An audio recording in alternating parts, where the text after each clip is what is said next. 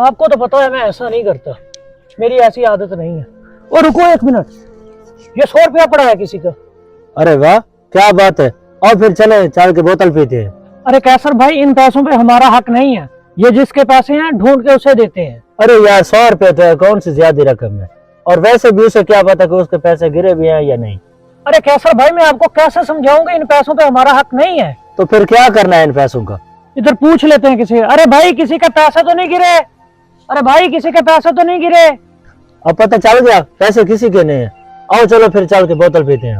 और सुनो ना, अगर इसका कोई हकदार नहीं मिलता तो हमें चाहिए कि हम ये पैसे मस्जिद के चंदे में डाल दें। चलो मस्जिद के गले में डाल देते हैं। चलो।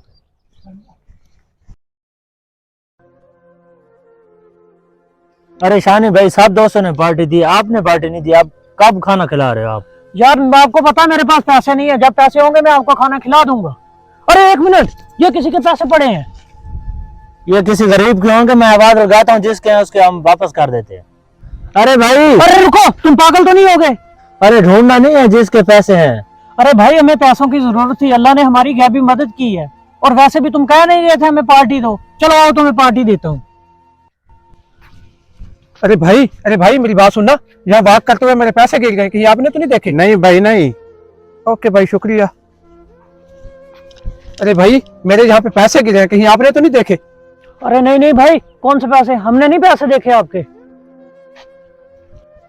रुको भाई, बात सुनो। भाई आपने झूठ को बोला है उसको, मैंने आपको खुद देखा है आपने पैसे उठाए हैं। अरे भाई, हमें पैसों की जरूरत थी और अल्लाह ने हमारी गैबी मदद की है।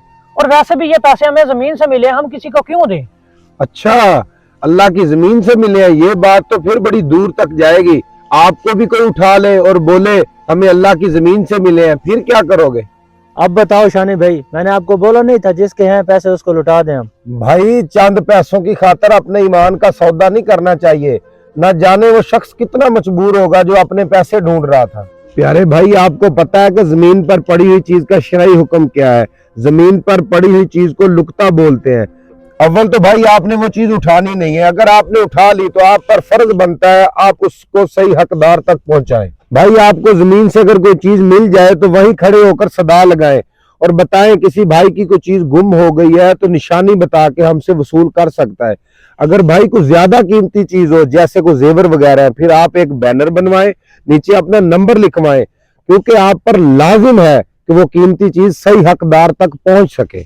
भाई अगर सही हकदार ना मिले तो फिर उन पैसों का क्या करें। प्यारे भाई, उन पैसों को मस्जिद या मदरसे में दे दें, आप उन पैसों को खुद इस्तेमाल नहीं कर सकते। सॉरी भाई, मुझे इन बातों का इल्म नहीं था। आप ऐसे करें, ये पैसे उस भाई तक पहुंचा दें।